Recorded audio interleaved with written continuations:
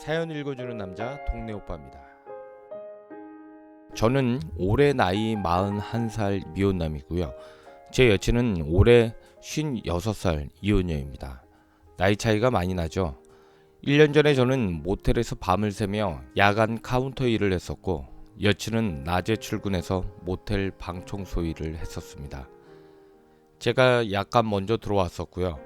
한 달 정도 후에 제 여친이 그 모텔에 취업해서 일을 시작했습니다. 처음에는 그냥 이쁘장한 이모 정도로만 생각했죠. 아무 생각도 없었고요. 사랑의 시작은 아래와 같습니다.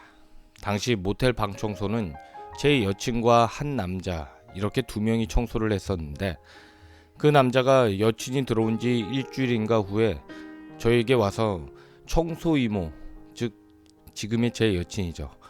청소 이모가 허리가 아파서 힘들어하는 것 같다고 말하더군요. 저는 어차피 그 시간대에 잠도 안 오고 해서 그럼 일 마치고 내가 도와주겠다고 했죠. 그렇게 시작을 해서 제가 여친 일을 도와주게 되었고요. 자주 부닥치면서 어느 날 회식을 하다가 눈에 콩깍지가 쓰여서 혼자 좋아하기 시작했습니다. 제가 좋아하기 시작하면서 여친이 좋아하는 과일이나 빵, 우유 등을 사서 쉬는 시간에 먹으라고 주방에 올려주기도 했었고요. 중간에 내가 왜 이러나 싶어서 마음을 고쳐 먹으려고 수도 없이 노력을 했건만 자꾸 마음이 가고, 중간중간에 날 보고 웃는 게 그렇게 눈이 이쁠 수가 없더군요. 참고로 제 여친은 나이에 비해 40대로밖에 안 보이는 외모입니다. 결정적으로 결심을 하게 된 것이 같이 청소하는 그 남자, 나이는 39살입니다. 그 남자와 여친이 일할 때 너무 친하게 지내는 것을 보고 둘이 사귀는 것이라고 단정을 내린 것입니다. 그냥 근거 없는 질투라고 해두죠. 그럴 것 같지 않은 여자가 너무 잘못 살고 있다는 생각을 한 겁니다. 그래서 그 남자를 떼어놓아야겠다고 생각을 했습니다. 모텔 카운터에는 CCTV가 있는데, 여친이 먼저 8시 30분에 출근을 해서 방 청소를 하고 있으면 이후에 그 남자가 9시 30분에 출근해서 여친이 청소하고 있는 방으로 들어갑니다. 그런데 매번은 아니지만 자주 모텔 방의 안쪽 문이 닫히는 현상을 발견할 수 있었고, 그것은 둘이 청소하다 말고 방에서 모종의 행위를 한다는 점이 상당히 의심이 되는 부분이었죠. 나중에 여친이 저랑 동거할 때 그러더라고요. 자기는 아침에 섹스하는 게 좋다고. 물론 문 닫고 뭔가 사장님 욕을 한다거나 할 수도 있었겠지만 어쨌든 기분이 아주 안 좋았습니다. 저는 결심을 하면서 촉이 더 강해지고, 물론 의심이 더 강해졌을 수도 있지만, 한 번은 제가 낮에 자는 구석방이 있는데 그 바로 건너편 방은 전자센서가 고장나서 출입을 체크할 수 없는 특이한 구석방이었습니다. 자다가 깨서 둘이 청소 끝내고 나오는 소리를 들었는데 히덕거리면서 아주 즐거운 목소리가 들렸습니다. 둘이 그 짓을 한다면 그 장소는 아주 좋은 장소죠. CCTV도 안 나오고. 그래서 청소 시간을 체크해 봤는데 꼭 그 구석 라인만 청소하러 들어가면 10분에서 15분 정도 늦게 나오는 현상을 발견할 수 있었습니다. 제 여친도 항상 아침에 오면 그 구석 라인부터 청소를 시작했고요. 물론 그 구석 라인이 손님을 일찍 받는 탓도 있어서 가장 먼저 비우기 때문에 그럴 수 있다고 볼 수도 있겠고, 한쪽은 청소하는데 시간이 아주 많이 걸리는 넓은 곳이라서 시간이 늦을 수도 있다고 생각할 수도 있습니다.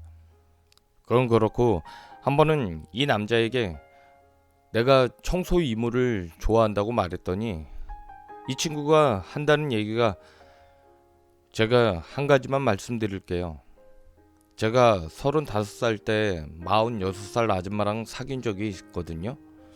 이런 식으로 말투가 왠지 의미심장한 게 마치 청소 이모가 내 여자고 나랑 잠자는 여자니까 건들지 말아라, 이렇게 들리는 겁니다. 거의 매일매일 밤에 CCTV를 돌려보고 이상현상을 찾는 것이 제 일이었죠. 미묘하게 이상한 현상들이 일어났지만 증거는 찾을 수 없었고, 심증만 있는 상태로 마음고생만 하고 3개월을 외사랑으로 버티다 보니 저에게 드디어 기회가 왔습니다. 여친이 모텔 청소 일을 그만두게 되었던 것입니다. 여친은 몸이 아파서 일을 더 못하게 되었다고 하고요. 제가 볼 때는 그 남자가 여친을 버린 거라고 생각합니다. 여친 떠나고 나서 그 남자가 저보고 하는 말인지 아님 자기 혼자 하는 말인지 사랑이 가면 사랑은 또 와요 이러더군요. 그날 절 한심하게 바라보고 화를 내던 그 남자의 행동으로 봐서는 제가 의심한 게 잘못된 게 아닌가 하는 생각도 드는군요. 어쨌든 여친이 모텔을 그만두고 저는 낮에 바로 여친에게 연락해서 만났고요. 약 한 달 동안에 여친을 만나 데이트하러 다니느라 정신이 없었습니다. 정말 연상이라 그런가 속도가 무지 빨랐습니다.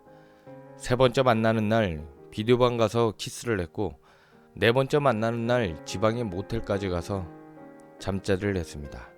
모텔 일을 그만두면서 동거를 시작했고 처음에는 노가다, 나중에는 학원 일, 거기에 과외로 그렇게 점점 예전에 원래 제가 하던 직업으로 돌아왔습니다. 혼자 살면 일 안 하고 모텔에서 모은 돈으로 딴 일을 할 생각이었는데 둘이 살게 되니 일을 안 할 수가 없더군요.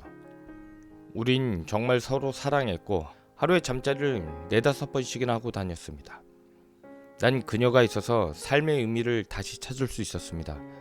아, 사는 게 이런 거구나. 그래서 결혼을 하는구나. 애까지 나오면 기분이 어떨까. 이날 이때껏 혼자 살다가 40 넘어서 처음 해보는 꿈 같은 경험이었습니다.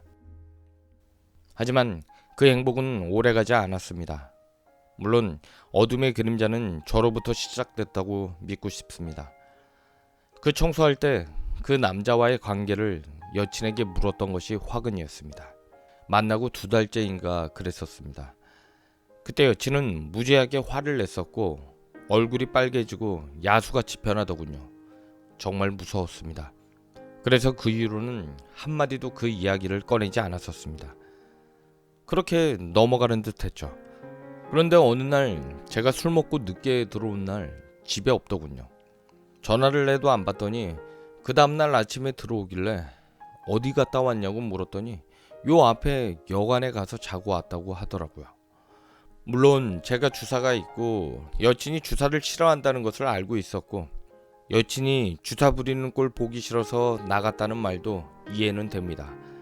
그 전에는 제가 술 먹고 들어와서 혼자 자고 있으니까 중간에 들어와서 나 토한 거 다 받아주고 닦고 그랬습니다. 3번이가 살면서 술 때문에 트러블이 있었습니다. 그래서 어느 순간부터 술을 입에 안 대게 되더군요. 지금 저 술 끊은 지 꽤 됐습니다. 제가 술 끊고 안 먹는 것에 대해 여친도 고맙다는 말을 분명히 했습니다. 문제는 잠자리였습니다. 시간이 갈수록 점점 더 관계하는 횟수가 줄어들기 시작하는 겁니다. 참다가 날짜 수를 세어보니 세상에 무려 한 달 동안 한 번도 안 한 겁니다. 여기서 또 의심이 발동한 겁니다.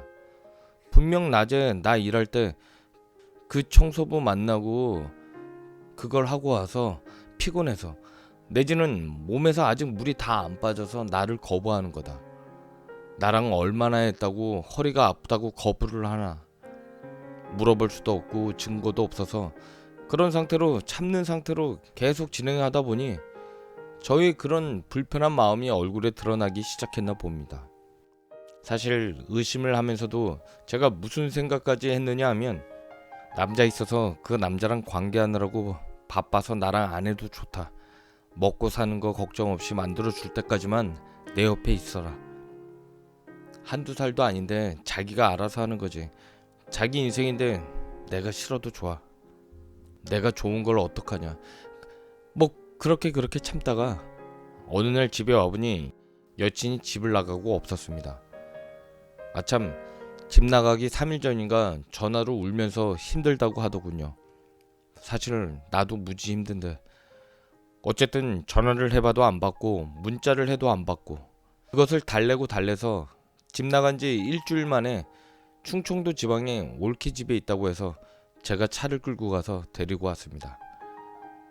아참 첫 번째 집을 나갔을 때 우연히 김치통을 열었다가 그 속에 구형 핸드폰이 4개가 물속에 잠겨 있었습니다. 이것은 무엇을 의미하는지 아시는 분은 답변 좀 부탁드립니다. 핸드폰의 변천사를 엿볼 수 있는 오래된 핸드폰이 4개나 물속에 담겨 있었습니다. 그렇게 들어온 지 일주일 같이 지내다가 제가 작정하고 따졌습니다. 왜 나랑 관계를 거부하냐고. 그랬더니 자기도 모르겠다고. 결국 큰 소리로 싸웠죠. 그날 또 일 갔다가 밤에 들어오니 집을 나가고 없었습니다. 두 번째로 집을 나간 거죠. 울다 지쳐서 새벽에 생쇼를 했습니다. 전철역에 갔다가 기차역에 갔다가 암튼 또 일주일간 문자로 달래가지고 간신히 집으로 들어오게 했습니다.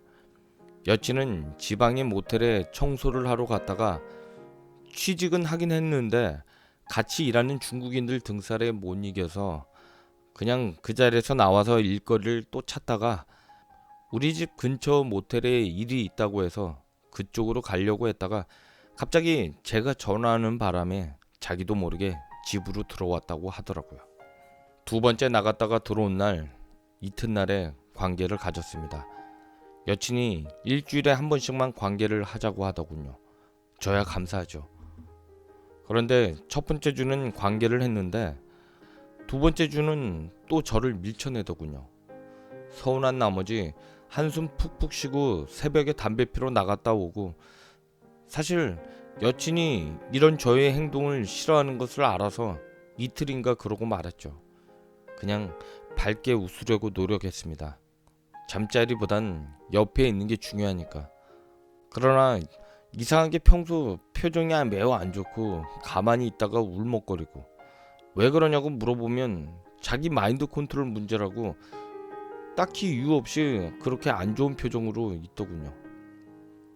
그러다가 특별히 싸운 것도 없고 기분 나쁘게 한 것도 없고 그냥 저냥 사는가 싶었는데 지난주 화요일 또 집을 나갔습니다. 제 통장에 있는 얼마 안 되는 30만 원 싹 긁어서요. 첫 번째 나갈 때도 제 통장 0원으로 만들고 나갔고 두 번째 나갈 때도 0원으로 만들고 나갔고 세 번째 나갈 때는 반만 긁어 나갔습니다. 반은 제가 이미 다른 창구로 넣어버려서 반만 긁어 나갔죠. 첫 번째 나갈 때는 제가 준 전화기를 가지고 나갔습니다. 그래서 문자도 어느 정도 할 수 있었죠. 근데 두 번째 나갈 때는 제가 준 전화기를 통째로 놓고 나갔더군요. 그래도 새로 만든 전화번호에 제 끝자리 4개 전화번호를 인용한 번호를 썼고 나중엔 연락처도 문자로 저한테 알려주더라고요. 문제는 세 번째 나갔을 때인데 바로 지금입니다. 지금은 아예 연락이 안 됩니다. 전화번호 바꾼다는 문자 메시지 포함해서 딱 3번 온 후 연락이 안 옵니다. 기존 전번이 해지됐나 봅니다.